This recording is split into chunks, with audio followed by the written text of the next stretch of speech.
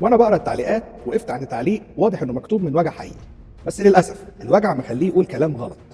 التعليق بيقول باختصار اللي ما يدفعش يا يدخل الاسلام يا يتقتل. الجمل اللي من النوعيه دي عمرها ما كانت دفاع حقيقي عن التاريخ. دي اختصار مريح وممكن نقول تبسيط مخل. خلينا نكون صادقين مع نفسنا، لو القصه كانت يا اسلام يا موت كان زمان كل المصريين دخلوا الاسلام في سنه ولا اتنين ولا حتى 100 سنه، وده ما حصلش في تاريخنا المصري. بعد دخول الاسلام مصر بحوالي 270 سنه اغلب المصريين كانوا لسه مسيحيين، يعني في ناس عاشت وفي كنايس كملت وفي مجتمع استمر.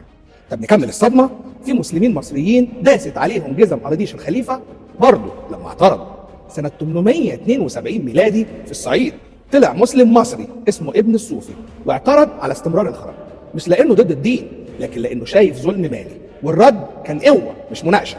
ابن الصوفي ما اعترضش كده وخلاص، ولا كان بيلعب سياسه ولا كان ضد الدين، الراجل اعترض عشان القاعده نفسها. يعني ايه؟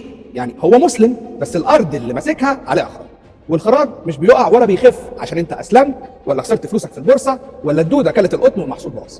فالسؤال اللي قاله ابن الصوفي المصري المسلم ضمنيا كان احنا دخلنا الاسلام، ليه النظام لغايه دلوقتي لسه بيتعامل معانا كاننا ما دخلناش؟ وهنا بقى المشكله، اللي حصل مش قصه دين ضد دين، دي كانت نظم جبايه بتضغط على اي حد بيعترض.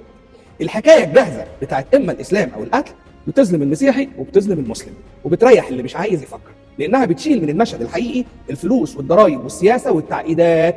والاخطر من ده كله ان الحكايه الجاهزه دي بتحبس المسيحي طول الوقت في دور الضحيه، وبتحبس المسلم طول الوقت في دور الجلاد الابدي. وده مش تاريخ، ده كارت جاهز. الحقيقه اصعب من كده شويتين ثلاثه، في قمع حصل وفي ظلم اتوثق وفي تعايش حصل برضه وفي مسلمين اتاذوا وفي مسيحيين عاشوا. التاريخ مش ابيض واسود،